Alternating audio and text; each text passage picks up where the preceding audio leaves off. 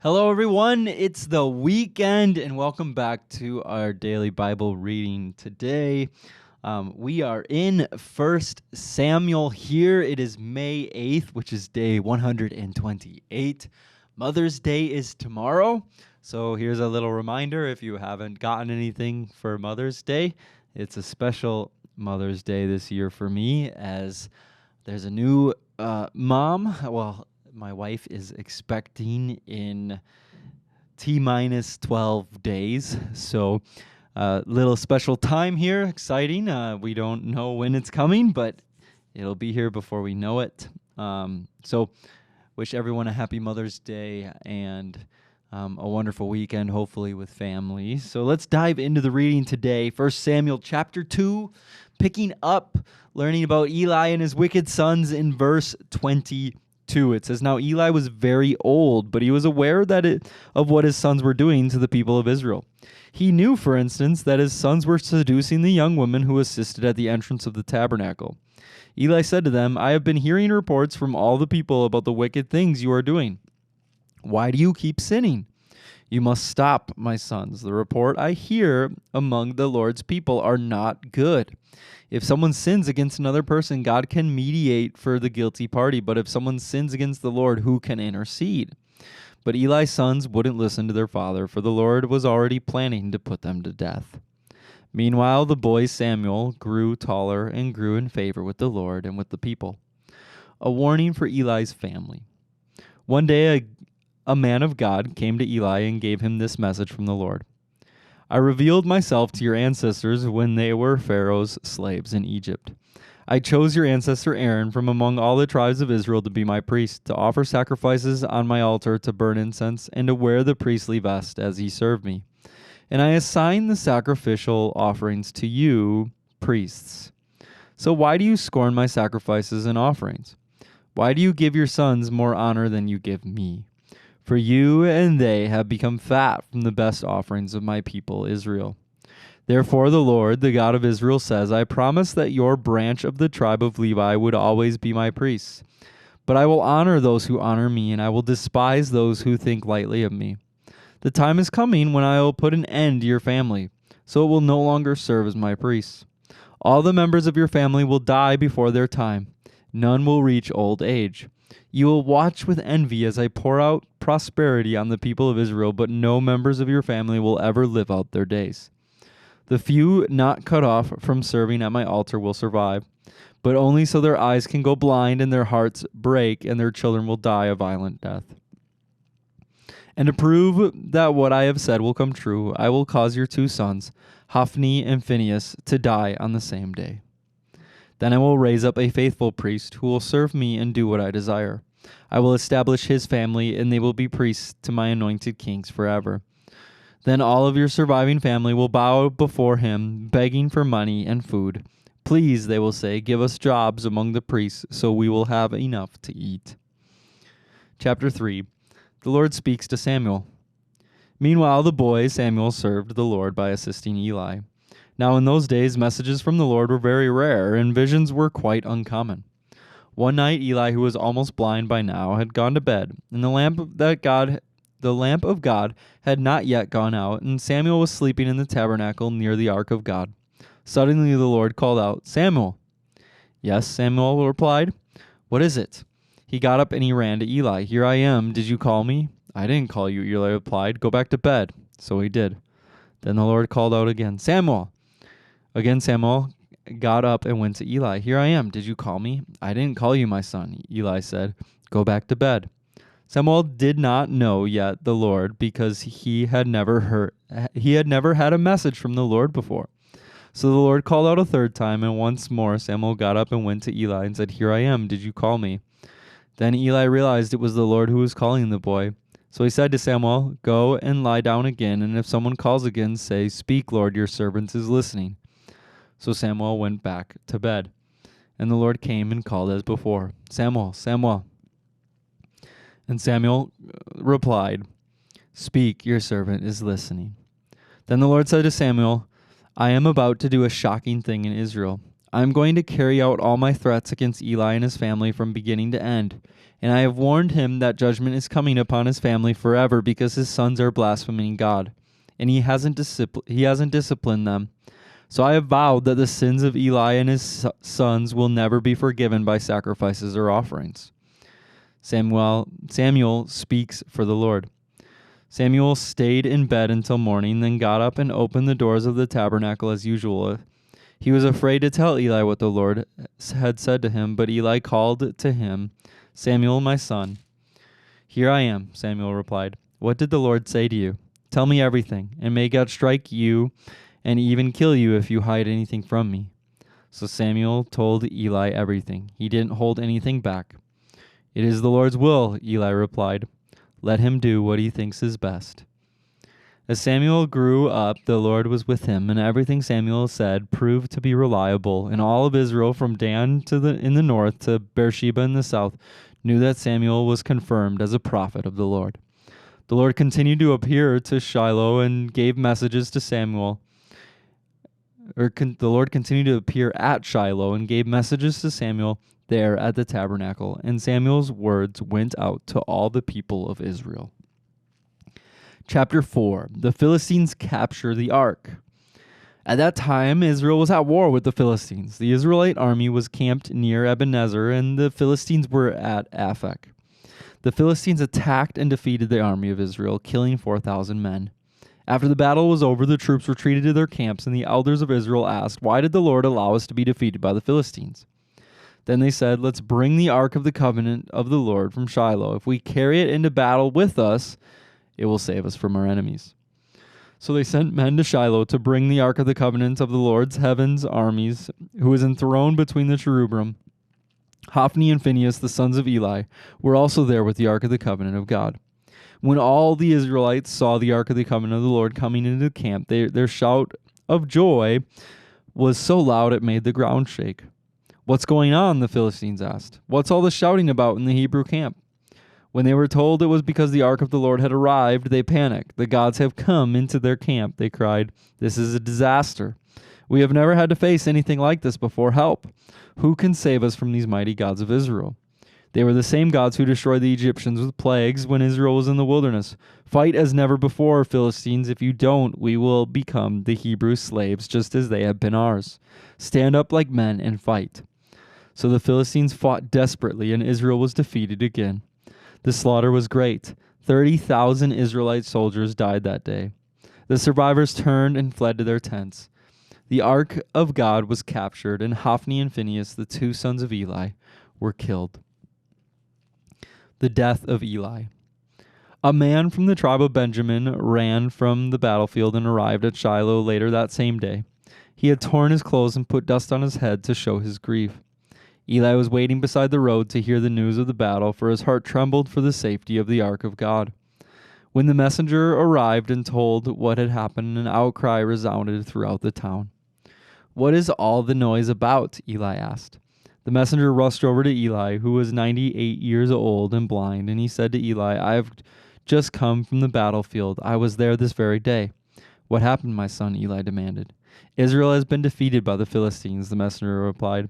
"The people have been slaughtered, and your two sons, Hophni and Phinehas, were also killed, and the ark of God has been captured." When the messenger mentioned what had happened to the ark of God, Eli fell backward from his seat beside the gate. He broke his neck and died, for he was old and overweight. He had been Israel's judge for 40 years. Eli's daughter-in-law, the wife of Phinehas, was pregnant and near her time of delivery. When she heard that the ark of God had been captured and that her father-in-law and husband were dead, she went into labor and gave birth. She died in childbirth, but before she passed away, the midwives tried to encourage her. "Don't be afraid," they said. "You have a baby boy." But she did not answer or pay attention to them. She named the child Ichabod, which means, "Where is the glory?" For she said, "Israel's glory is gone." She named him this because the ark of God had been captured and because her father-in-law and husband were dead. Then she said, "The glory has departed from Israel, for the ark of God has been captured." Okay, big things are happening here in 1 Samuel. It is a big deal. I mean, the Ark of the Covenant has led these people for many years, and now it is gone. So we'll continue to read on about what is going to happen, but we'll have to wait until tomorrow for that. So we are going to jump over to John chapter 5, and we're going to read the second half of John chapter 5. So starting in verse 24. It says, I tell you the truth, those who listen to my message and believe in God who sent me have eternal life.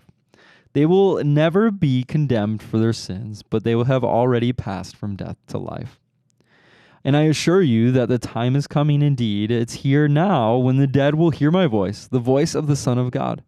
And those who listen will live. The Father has life in himself, and he has granted that same life-giving power to his Son.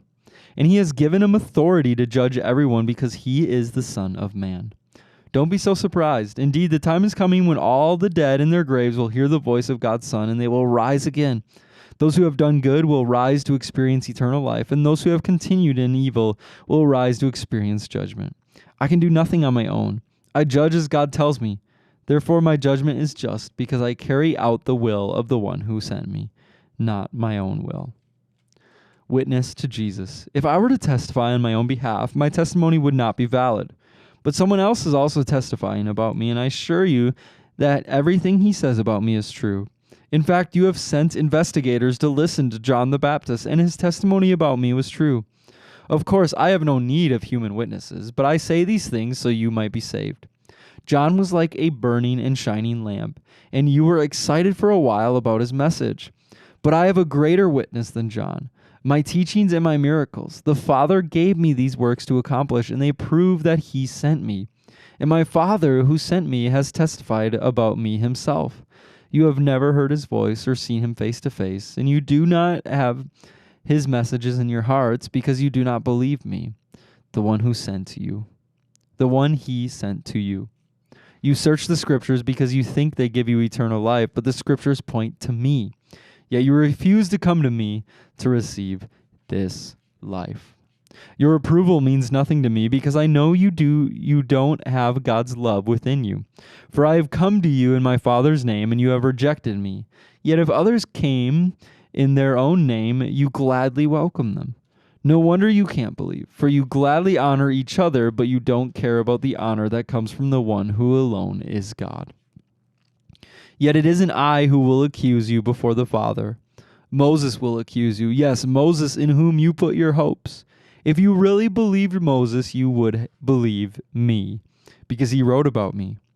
But since you don't believe what he wrote, how will you believe what I say? Those are strong, condemning words from Jesus there. All right, we will jump over to Psalm 106. We will read verses 1 through 12. It says, Praise the Lord, give thanks to the Lord, for he is good. His faithful love endures forever. Who can list the glorious miracles of the Lord? Who can ever praise him enough? There is joy for those who deal justly with others and always do what is right. Remember me, Lord, when you show favor to your people. Come near and rescue me. Let me share in the prosperity of your chosen ones. Let me rejoice in the joy of your people. Let me praise you with those who are your heritage. Like our ancestors, we have sinned. We have done wrong. We have acted wickedly. Our ancestors in Egypt were not impressed by the Lord's miraculous deeds. They soon forgot his many acts of kindness to them. Instead, they rebelled against him at the Red Sea. Even so, he saved them to defend the honor of his name and to demonstrate his mighty power. He commanded the Red Sea to dry up. He led Israel across the sea as if it were a desert. So he rescued them from their enemies and redeemed them from their foes. Then the water returned and covered their enemies. Not one of them survived. Then his people believed his promises. Then they sang his praise. And last but not least for today, we have Proverbs 14, 30, and 31. It says, A peaceful heart leads to a healthy body. Jealousy is like cancer in the bones. Those who oppress the poor insult their maker, but helping the poor honors him. All right, that is our scripture reading for today. And our Oswald Chambers quote is this: the faith to persevere. Faith is not some weak and pitiful emotion, but is strong and vigorous confidence built on the fact that God is holy love. And even though you cannot see him right now and cannot understand what he is doing, you know him. God is God is disciplining us to get us into this central place of power. Revelations 3:10 says, "Because you have kept my command to persevere." God is power, for sure. Okay, so my one thought here for today, now I say this, almost every time. I love these readings that we get in the Old Testament. This section of the Old Testament I think is so much fun. It's so entertaining. It's so it's just crazy what happens. But I think there's a direct lesson, So they had the Ark of God. They had the Ark of the Covenant, and they carried this with them, and this was a big moment, from when Moses built it. Israel was revolved around this. They revolved around the priestly duties. They revolved around the sacrificial system, and it all was about this place where they could go, and the high priest could be in the presence of the Lord. And we see this and we see it differently because we have the new covenant and we have the Holy Spirit living inside of us.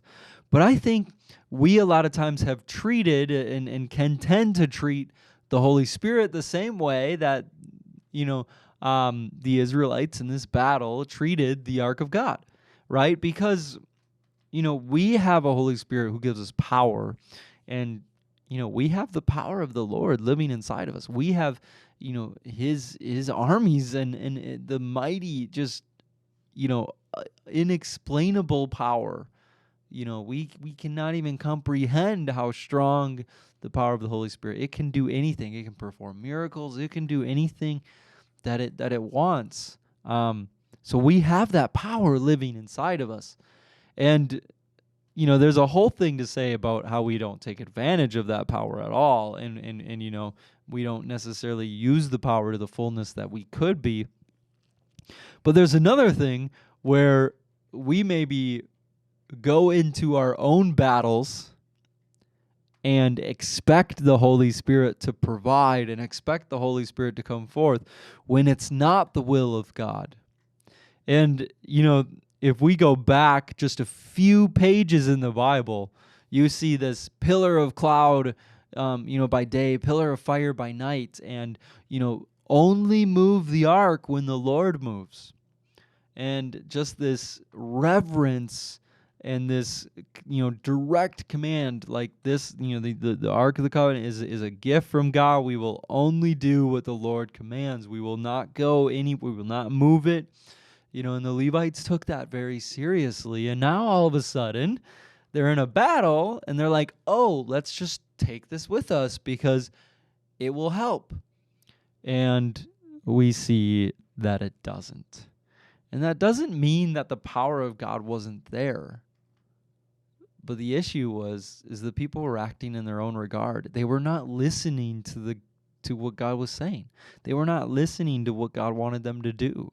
They were just on their own. They were freelancing, and they were trying to abuse this great gift that they had been given, and it ended up costing them dearly. So it's not that we want to be necessarily cautious about abusing the power of God, although that's true. It's more about we need to be listening to God and going where the Lord wants us to go always, and engaging with the Holy Spirit so that we can make a difference in the world around us. That's a big deal. All right, everybody, that's all I got for today. Lord, we love you, we praise you, we worship you. Lord, I thank you for my mother, and I thank you for my wife, who is a mother of a baby still in her belly, but it's coming out real soon. I thank you so much for them, Lord. I just pray for all the women in our lives, Lord, who bring us so much joy. Thank you, Lord, for them, and in Jesus' name we pray. Amen. All right, everybody, have a wonderful day and a wonderful Mother's Day weekend. See you later.